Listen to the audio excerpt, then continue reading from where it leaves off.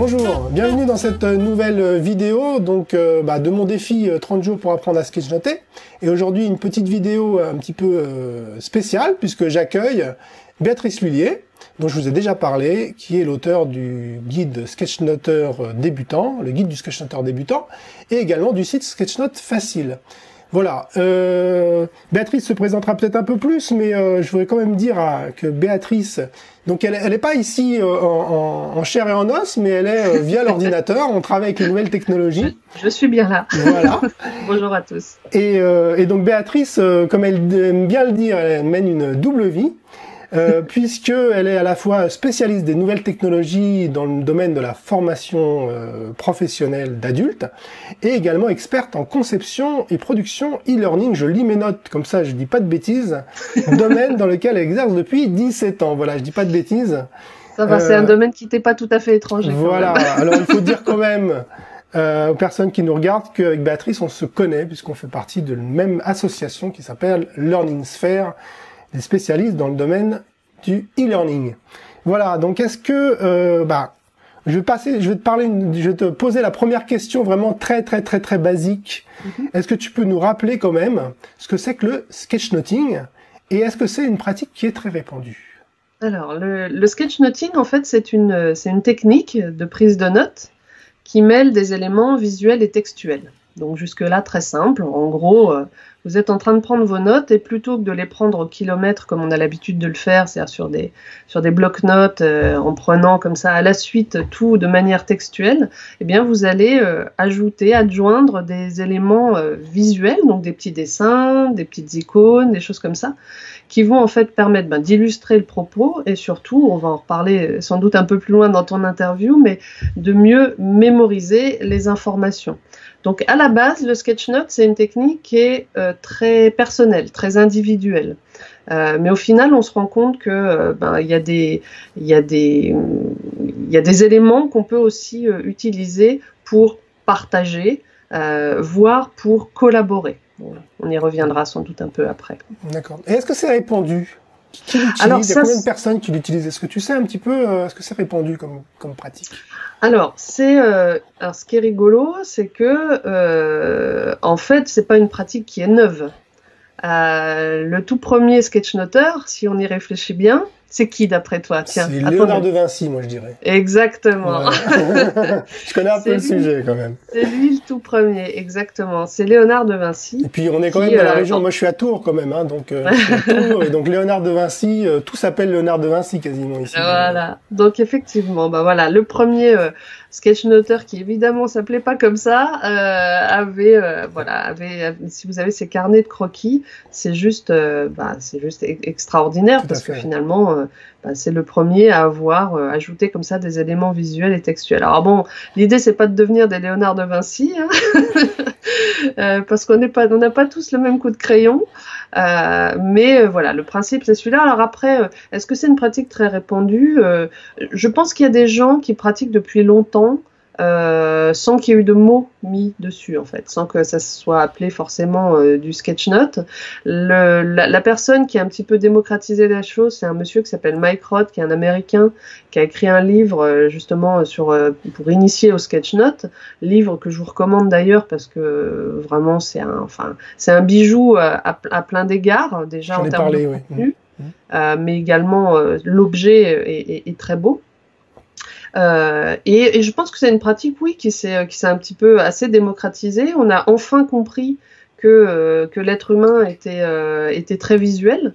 Et de fait, c'est une pratique qui est complètement dans l'air du temps parce que c'est un petit peu dans ce mouvement récent sur la facilitation graphique. Voilà, c'est un peu dans cette mouvance-là, dans ce mouvement-là. Effectivement, ça se répand de plus en plus. Alors quand je dis facilitation graphique, c'est au sens un peu large, c'est-à-dire que vous avez d'autres pratiques comme le scribing. Donc le scribing, c'est à peu près la même chose, mais sur tableau blanc ou sur paperboard. Ce sont des personnes qui vont en fait prendre en note de manière visuelle et textuelle un événement, par exemple. Et donc ça, c'est de plus en plus répandu. Vous avez dû vraisemblablement participer à des événements où il y avait ce qu'on appelle un scriber ou un graphic recorder qui, en temps réel, en fait, retranscrit ce qui est dit de manière à la fois visuelle et textuelle. Voilà, donc effectivement, c'est de plus en plus répandu. J'ai pas de chiffres précisément sur les pratiquants parce que par définition, il y a plein de gens qui le pratiquent, tu vois, au bureau, en réunion, etc. C'est difficile de les comptabiliser, mais voilà, oui, c'est une pratique qui est de plus en plus répandue en tout cas. Et tu peux nous dire pourquoi ça te passionne? Et parce que tu dis que tu es une passionnée, tu es dedans un petit peu là depuis quelques années. Et puis comment t'es arrivée en fait à sketchnoter? Comment t'as connu ça? Alors en fait, moi il y a 4-5 ans maintenant, je me suis rendu compte que lorsque je me rendais justement à des conférences, notamment, c'est là que ça a été le plus marquant pour moi, je pouvais trouver le sujet ultra intéressant, prendre des notes, avoir la sensation de retenir les choses et de les ancrer. Et puis finalement, si tu me posais des questions une semaine après ou un mois après, en fait, je me rendais compte que je n'enregistrais plus durablement en fait les informations. Et donc j'ai cherché comment je pouvais améliorer ça. Alors je suis passée par pas mal de stades, comme plein de gens en fait. Dans ces cas-là, quand tu sens qu'il y a un truc qui bloque, tu testes des trucs quoi.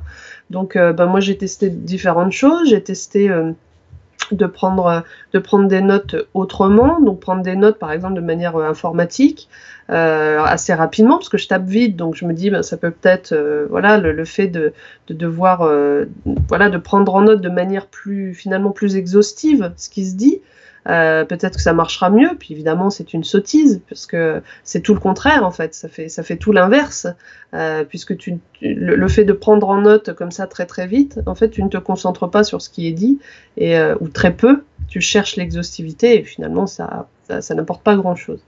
Je suis après passée par des phases où j'ai par exemple expérimenté le mind mapping. Alors le mind mapping c'est pas mal, enfin ce qui me concerne ça a été plutôt assez enrichissant.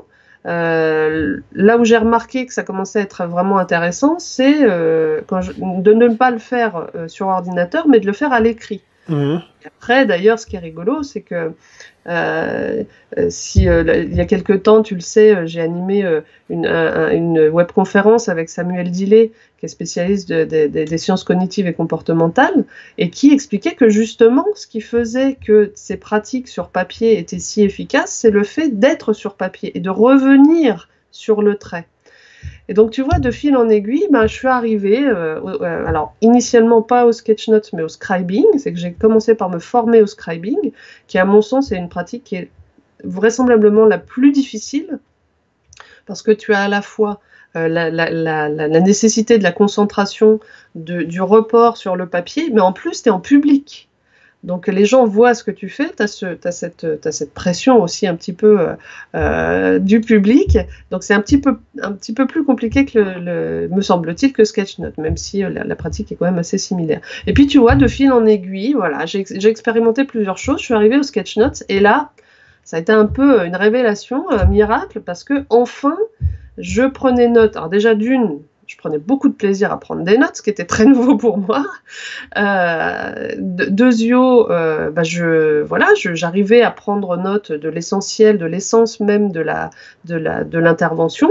Et puis surtout, tertio, je retenais ce qui se disait, mais je le retenais durablement. C'est-à-dire pour le coup, tu pouvais m'interroger une semaine après, un mois après, et même plusieurs mois après, et je me souvenais encore. Il y a des sketch notes aujourd'hui, tu me questionnes. Je les ai suivis il y a plus d'un an et je suis encore capable de te sortir des chiffres clés, des informations clés, etc. Donc là, pour moi, voilà quel a été mon cheminement et ce qui a fait que aujourd'hui, je trouve ça passionnant d'arriver simplement avec une feuille et un papier à ce résultat. Voilà pourquoi ça me passionne. D'accord. Et ça prend du temps à arriver justement à cette maîtrise où on va sketchnoter par exemple une conférence sans rappeler. Est-ce que ça prend du temps à arriver là, et puis est-ce que c'est compliqué? Je te renverrai presque la question, parce que là tu viens d'expérimenter un petit peu l'exercice pendant plusieurs jours déjà. Ce que je trouve très bien, c'est-à-dire que finalement tu t'es mis dans une situation très extrême, et chose que peu de gens font parce que par manque de temps. Donc, c'est comme tout, je veux dire, c'est beaucoup de pratique. Là, en l'occurrence, on est sur quelque chose qui demande beaucoup de pratique. C'est ça. En fait, ce qui va prendre du temps au démarrage, ça va être d'élaborer sa propre bibliothèque d'éléments graphiques. C'est-à-dire, c'est comme ça qu'on appelle ça, c'est finalement, ce qu'il faut que vous arriviez à faire, c'est de créer un réflexe. C'est-à-dire que quand vous entendez un mot, un concept, et bien boum, que vous vous posiez pas la question pendant un quart d'heure de comment je vais le matérialiser. C'est ça qui est compliqué en fait. C'est ça qui prend, un des trucs qui prend le plus de temps, c'est ça. Donc il n'y a pas de mystère, faut s'entraîner, c'est prendre un carnet, dessiner des icônes, aller chercher sur internet, etc. et se constituer sa propre bibliothèque d'éléments graphiques pour que le jour J, clac, ça vienne, et que ça vienne bien. Parce qu'en plus, vous pouvez très bien avoir l'idée c'est-à-dire vous dire, bah tiens, par exemple, pour matérialiser l'orientation, eh bien, je vais dessiner une boussole. Si vous n'avez jamais dessiné une boussole, eh ben, vous êtes cuit, quoi, parce qu'en fait, vous avez l'idée, elle est là, mais vous n'êtes pas capable de la faire. Or, si vous vous êtes déjà entraîné à dessiner une boussole 2, 3, 4 fois, le jour J, ça revient. C'est rigolo parce que c'est comme si enfin, pour le coup, là, je suis persuadée que les spécialistes des sciences cognitives arriveraient à le prouver. C'est comme si le réseau neuronal, comme vous l'avez déjà pratiqué une fois, 2 fois, 3 fois, 4 fois, eh bien, hop, ça va de plus en plus vite, en fait. Ça va de plus en plus vite. C'est comme si votre cerveau s'en souvenait et finalement, le dessin de la boussole, il vous vient tout de suite. Donc ça c'est un des trucs les plus compliqués à faire. Et le deuxième, c'est la gestion de l'espace. Ça, c'est connu pour être le deuxième. J'ai déjà fait plusieurs enquêtes auprès des personnes qui me suivent, de mon audience. Et en fait, ce sont les deux problèmes qui ressortent. C'est donc les éléments graphiques et la gestion de l'espace. Comment je place mes éléments, comment je démarre. En plus, il faut bien prendre en compte le fait que selon qu'on s'adresse, enfin, si on le fait pour soi ou si on le fait pour d'autres, on va pas exactement faire de la même façon. Moi, je pars du principe que par défaut, il faut se dire que ça va être lu par quelqu'un d'autre. Donc ça, c'est ma pratique personnelle.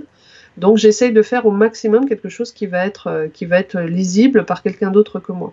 Mais ça suppose du coup de prendre des dispositions, justement, c'est le cas de le dire, de travailler les dispositions des éléments pour que ça soit lisible. Voilà, donc c'est les deux choses qui prennent du temps en fait. Tu l'as déjà un petit peu dit, au niveau des avantages, ça améliore donc la mémoire, côté rétention, etc. Est-ce qu'il y a d'autres avantages? Qu'est-ce que tu pourrais déjà, donc, effectivement, ça améliore la mémorisation, ça facilite les échanges, c'est-à-dire que vous pouvez très bien, lors de réunions, par exemple, je donne au hasard, hein, on m'a consulté pour ça récemment, une réunion de chef de projet, par exemple, voilà, de gestion de projet, pardon.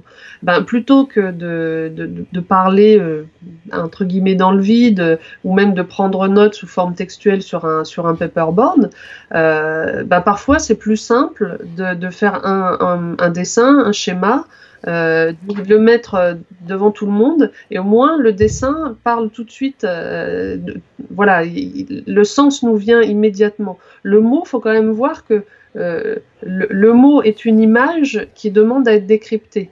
L'image, elle, vous la recevez immédiatement et le lien se fait immédiatement avec le sens. Donc je trouve que c'est intéressant et ça permet du coup de l'utiliser dans plein de domaines, quoi. Donc ça améliore la mémoire, la mémorisation, ça facilite les échanges. Et puis le dernier avantage que je donnerais, et c'est pas des moindres, c'est que c'est sympa. Et ça, on oublie de le dire parfois, c'est que juste c'est hyper fun. Moi, quand je sketchnote, il n'y a plus rien qui existe, quoi. C'est juste hyper. C'est un moment pour soi aussi, c'est-à-dire qu'au moment où on sketchnote, eh bien, il y a une obligation d'être concentré. C'est d'ailleurs ça qui participe à la mémorisation. Il faut être dans sa bulle d'une certaine façon. Et donc, voilà, vous créez un espace comme ça de concentration où vous êtes, même en réunion, je veux dire, ça n'empêche pas d'être en en discussion avec les autres, mais au moment où vous prenez la note, vous prenez note, eh bien, voilà, vous êtes dans un moment pour vous, de concentration, et vous réalisez quelque chose, et vous faites en sorte, d'ailleurs on en reviendra sans doute après, de quelque chose qui est esthétique en plus. Dessus. Voilà. Et je voulais juste... moi j'ai des objections qu'il y a eu des fois, c'est que dans des réunions sérieuses, voir quelqu'un en train de dessiner, c'est pas toujours bien vu, quoi. Alors c'est pas faux. Enfin, je veux dire ça, faut pas se leurrer. C'est vrai que c'est encore une pratique qui est, enfin voilà, à l'école, Oui, quand vous voyez un enfant gribouiller, vous avez l'impression qu'il vous écoute pas. Alors moi, je vais vous donner une anecdote. Je vais vous raconter une anecdote. J'ai un camarade de classe quand j'étais enfant, j'étais au collège, qui n'arrêtait pas de gribouiller en cours. Et c'est vrai que c'était pas très bien vu. Le seul truc, c'est que c'est la personne que j'ai connue dans ma vie qui avait la meilleure mémoire. C'est-à-dire que c'est quelqu'un qui, sans trop se fouler, arrivait toujours à des notes correctes. Il cartonnait pas, mais enfin, il avait toujours des notes très correctes. Je n'ose pas imaginer ce qu'il aurait pu faire s'il s'était donné un petit peu de mal, soit dit en passant. Mais ça, c'est une autre histoire. Mais et c'est quelqu'un qui gribouillait toute la journée. Mais en fait, le simple fait de gribouiller, ça c'est une expérience qui a été faite alors sur un petit nombre d'individus, mais qui est quand même intéressante. C'est que vous faites écouter un message téléphonique à une personne en lui disant juste d'écouter ce message. Donc ça a été fait sur un premier groupe d'individus. Et vous demandez à un deuxième groupe d'individus d'écouter ce même message et de gribouiller en même temps. Mais de gribouiller n'importe quoi, hein, pas quelque chose qui a un rapport avec le message. Et le seul fait de gribouiller en même temps qu'on écoute quelque chose, on augmente son taux de mémorisation de 29%. Voilà. Donc quand quelqu'un gribouille, il n'est pas en train de gribouiller, il est en train de mémoriser. C'est tout. Et c'est comme ça. C'est simplement que ça active vraisemblablement, hein, moi je ne suis pas spécialiste des sciences cognitives, mais ça active dans le cerveau vraisemblablement cette zone visuelle. Et en fait, on sait que quand on est en phase d'apprentissage, quand on excite entre guillemets différentes zones dans le cerveau, en fait on mémorise davantage. Alors c'est vrai que ça a toujours mauvaise presse, que aujourd'hui dessiner, je dirais en France, mais sans doute dans d'autres pays aussi, c'est encore mal vu, ou alors je sais pas, oui, on doit passer pour celui qui n'est pas en train de se concentrer, alors que c'est tout l'inverse. Il n'y a pas vraiment il n'y a pas vraiment de solution là-dessus. Je sais par exemple qu'un ami sketchnoteur, à force de sketchnoter en réunion, a fini par se faire repérer, mais à se faire repérer en bien, puisqu'au final on lui a dit mais tu veux pas nous donner copie là parce que c'est super en fait ce que donc voilà, moi j'ai tendance à penser que plus on s'entraîne et plus on arrive à des résultats qui sont probants et qui du coup peuvent apporter dans l'échange. Alors je fais une petite parenthèse là-dessus, c'est qu'une planche de sketchnote ne remplacera jamais un compte rendu de réunion, parce que la sketchnote quand même reste quelque chose d'assez personnel finalement. On y met aussi un petit peu de soi, et bon voilà, surtout pour des réunions à enjeu, c'est pas l'endroit. Voilà, faut pas. C'est en plus quoi. C'est en plus. Ouais. Ok. Tu parlais tout à l'heure du mind mapping. La différence, quelle différence tu vois essentielle entre le mind mapping et puis le sketchnote? Dans quel cas on peut utiliser l'un et puis dans quel cas on peut utiliser l'autre, par exemple? Alors il y a deux formes de mind mapping. Il y a le mind mapping sur informatique et le mind mapping à la main. Donc le mind mapping sur informatique, moi je vous conseille de l'utiliser exclusivement quand vous êtes en partage avec d'autres personnes ou en co-construction de quelque chose. Voilà, parce que voilà, pour des raisons voilà, pour faciliter la mise à jour, il suffit de rajouter une boîte, informatiquement c'est hyper bien, ça vous redimensionne tout, parfait. Donc ça c'est nickel. Ça c'est vraiment dans le cas où vous devez échanger avec d'autres personnes. Dans le cas où vous le faites pour vous, là aussi j'ai envie de dire, vous pouvez le faire de manière informatique, mais si votre objectif c'est de mémoriser, mieux vaut le faire à la main. pour les raisons déjà évoquées précédemment, c'est que le simple fait d'être dans le mouvement, voilà, d'être dans le kinesthésique, fait que vous enregistrez mieux les informations. Donc si vous le faites pour vous, faites-le plus volontiers sous format papier. Ensuite, le mind mapping, vous savez vraisemblablement ce que c'est finalement faire des arborescences et de classer les informations dans des boîtes, finalement. Donc l'inconvénient d'être sur papier, c'est ce que je disais un petit peu tout à l'heure, c'est que si vous devez rajouter une boîte, si vous êtes sur papier, voilà, la feuille, elle n'est pas extensible à l'infini, donc c'est un petit peu moins pratique. Mais par contre, effectivement, en termes de mémorisation, c'est mieux. Et enfin, là où on arrive à la frontière avec le sketchnoting, c'est que c'est pas juste de mettre les informations dans des boîtes, c'est aussi de les illustrer. Donc vous pouvez trouver des mind mapping comme ça, finalement hyper illustrés, très esthétiques, et qui mélangent un peu les deux. Voilà, mélange un peu les deux mondes et arrive finalement au même résultat qui est une meilleure mémorisation. Et puis en fait, vraiment je dis c'est un peu à la frontière des deux, parce qu'en fait dans des sketchnoting, dans des planches de sketchnotes, vous pouvez trouver du mind mapping, vous pouvez rajouter du mind mapping. Il y a même un mode de disposition. Tout à l'heure, je vous disais que une des problématiques, c'était la disposition des éléments sur la page. Une des dispositions qui est la plus simple, c'est ce qu'on appelle la disposition radiale ou la disposition popcorn, comme l'appelle Mike Rodd. C'est finalement, c'est un mind map. C'est juste, on éclate les informations comme ça, on les relie les informations les unes aux autres, et on obtient finalement un mind mapping. Donc vous voyez que la frontière, elle peut être ténue. Voilà. Tu nous as déjà donné quelques conseils où il fallait s'entraîner, par exemple, mais est-ce que tu as d'autres...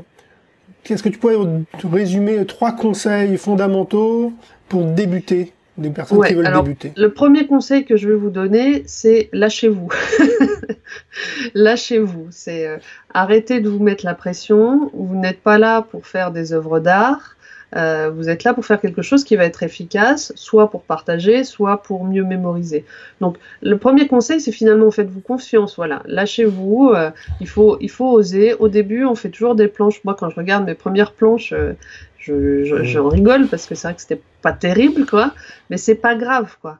Et en plus, vous allez vous améliorer, vous allez trouver vos outils aussi, parce qu'on en parlera peut-être à un moment donné, mais choisir son bon stylo, le bon papier, le bon carnet, tout ça, ça participe aussi à votre montée en compétence là-dessus. Donc, il faut se donner le temps. Donc, le premier conseil, c'est ça, c'est lancez-vous. Le deuxième conseil, c'est effectivement de vous entraîner un maximum, parce que c'est en forgeant qu'on devient forgeron. Donc il faut faire des planches, il faut en faire plein, il faut s'entraîner, il faut trouver tous les prétextes pour sketchnoter. Et puis le troisième conseil, il est tout simple, c'est faites-vous plaisir, quoi. Et puis rien à faire du collègue qui vous charrie en réunion. Si ça vous fait plaisir de sketchnoter en réunion, faites-le. Si ça vous apporte quelque chose, si ça vous amène à mieux mémoriser, et si en plus au bout d'un moment on vous repère comme étant le gars qui fait des super planches pendant les réunions et qui les partage, et que ça aide tout le monde à mieux comprendre, à mieux communiquer, enregistrer une information qui a été donnée en réunion, vous inquiétez pas, on oubliera que vous êtes en train de crayonner pendant la réunion.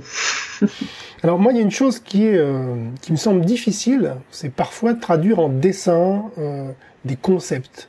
Et je me dis, par exemple, liberté, si je veux représenter en dessin, je préfère écrire liberté, quoi.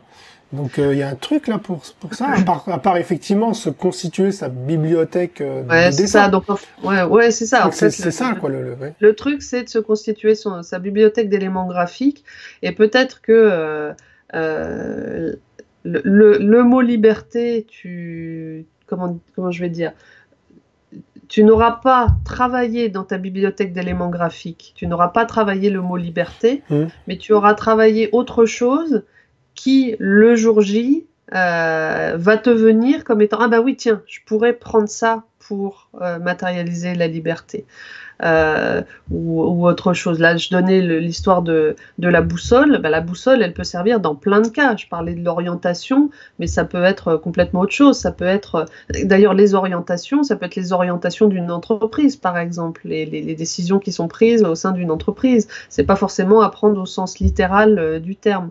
Donc parfois, on va travailler des éléments graphiques et puis on va les utiliser dans un tout autre environnement.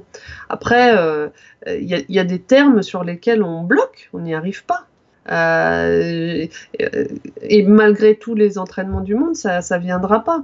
Et donc dans ces cas-là, il y a un truc qui est tout bête là aussi, hein, c'est de pas se bloquer. C'est pas se bloquer.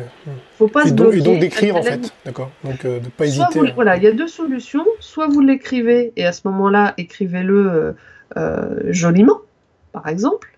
Simplement avec un peu de lettering, un peu de lettrage. Donc vous travaillez le lettrage, donc ça c'est une autre dimension qui est sympa dans le sketchnote aussi. Donc ça c'est la première solution, c'est de travailler sur le lettrage, ou alors simplement vous laissez un espace vide et vous passez à autre chose, et puis vous y reviendrez, votre cerveau va faire autre chose et hop, vous allez y revenir, quoi. Un peu comme quand on a un mot sur le bout de la langue, qu'on n'arrive pas à le retrouver, on se dit bon allez, j'oublie, je vais passer à autre chose, et hop, il vous revient. Voilà, c'est pareil, le nom de quelqu'un. Là, c'est pareil. Vous laissez un espace vide, vous savez que vous allez le consacrer à ce mot-là, et puis vous passez à autre chose, et puis plus tard, vous pourrez y revenir. Le truc, c'est qu'il ne faut pas s'imaginer qu'une planche, ça se fait d'un coup. C'est parce que c'est en plus, justement parce que vous allez y revenir, que vous allez revenir sur le trait, que vous allez mieux mémoriser. C'est ça la bonne nouvelle. Donc, voilà, laissez-vous le temps aussi. Donc ça prend du temps. D'accord. Ça prend du temps. Mike Rod, avant d'être Mike Rod, il n'était pas Mike Rod, quoi. Voilà, Mike Rod, il est capable de sketchnoter n'importe quoi d'un seul coup au crayon noir, sans crayonner, etc. Ouais, mais avant d'arriver à ça, combien de planches il a fait, quoi. Donc laissez-vous le temps, c'est comme tout, hein. On ne naît pas Picasso, on le devient. Donc, et puis l'objectif c'est pas de devenir Picasso, c'est de vous faire plaisir. Donc voilà, laissez-vous le temps et entraînez-vous. C'est Mike Rod, je crois, je vais pas dire de bêtises, qui dit de toute façon le sketchnoting c'est pas de l'art, ce sont des idées. C'est bien Mike Rod, hein. Exactement. Mais on parle beaucoup d'esthétisme quand même, et des fois on se demande. Alors, à partir de quand, pourquoi c'est important d'abord qu'une sketchnote soit belle? Parce qu'à la limite, des notes, c'est des notes. Hein. C'est pas important. Je veux dire, personne n'a jamais dit qu'une sketchnote devait être belle. Simplement, ce qui est marrant, c'est que finalement, quand on commence à s'intéresser à la chose et qu'on commence à pratiquer, il y a quelque chose en soi qui se déclenche et qui fait qu'on a envie de faire quelque chose de beau. Voilà, c'est tout. Mais ça n'a jamais été écrit qu'il fallait que ça soit esthétique, jamais. Simplement, en plus, ce que vous voyez sur Internet, principalement sur les réseaux sociaux, etc., évidemment, ce sont les plus belles planches des gens. Les gens vont partager celles dont ils sont le plus fiers, dont ils pensent qu'elles sont esthétiques particulièrement. Mais c'est pas une condition sine qua non. C'est pas fait pour être beau à la base. Voilà. C'est pas de l'art. D'accord. Parce que j'avais une petite idée là-dessus, hein. J'avais justement dans tout ce qui était formation, pédagogie, etc., le fait que les choses soient belles faisait que ça apportait de l'intérêt et que le cerveau, en fait, il fonctionnait mieux. Et c'est peut-être pour ça que je te dis, c'est pour ça, sans doute, hein, que c'est un truc très naturel, en fait. À partir du moment où tu fais quelque chose, bah, tant qu'à faire, tu as envie que ce soit beau, tu vois. Et si en plus ça participe à une meilleure mémorisation, bah, c'est banco. Mais à la base, c'est pas fait pour. Et on peut très bien parce que après, le gros blocage que se font les gens, c'est oui, mais moi je sais pas dessiner. Il n'y a pas besoin de savoir dessiner. Je veux dire, on peut très bien démarrer avec des éléments hyper simples. Moi, je dis toujours, démarrer. Si vous avez, il y a un dessinateur pour enfants, hein, pour apprendre aux enfants à dessiner, qui s'appelle Ed Emberley.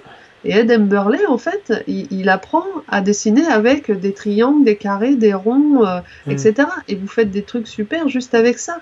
Pour démarrer, ça peut suffire amplement.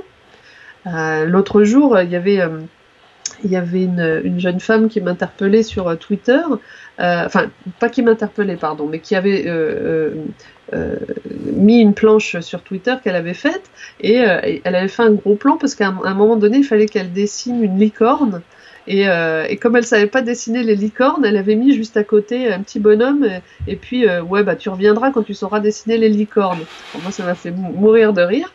Et puis, je lui dis, ouais, j'aurais été bien normal de dessiner une licorne, parce que c'est pas simple.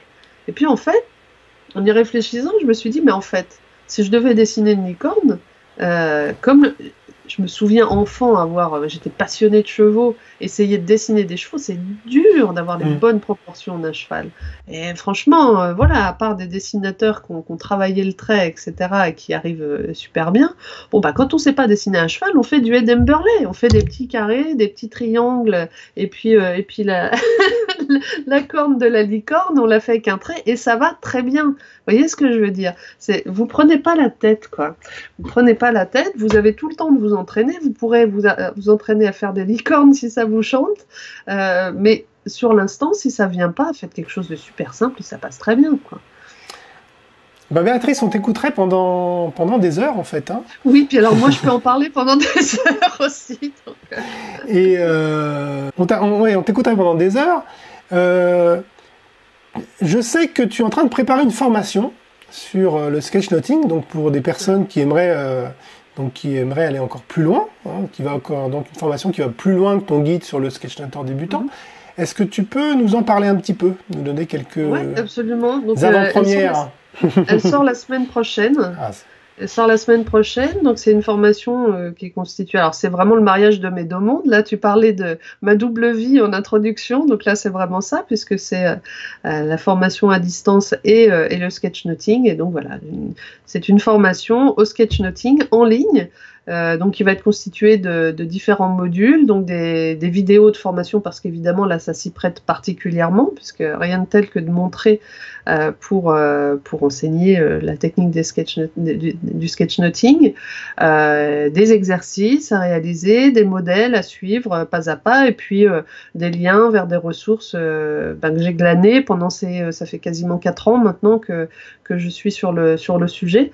Donc je mets tout ça à votre disposition dans une formation. Alors cette formation, elle est actuellement en pré-vente. Donc je ne sais pas quand est-ce que tu auras terminé de monter cette interview, mais avant la fin de la semaine, très rapidement. Voilà, donc jusqu'à dimanche soir, elle est à 97 € en pré-vente, et à partir du lancement, elle sera à 127 € pendant une semaine, et puis ensuite le prix normal sera de 147 €.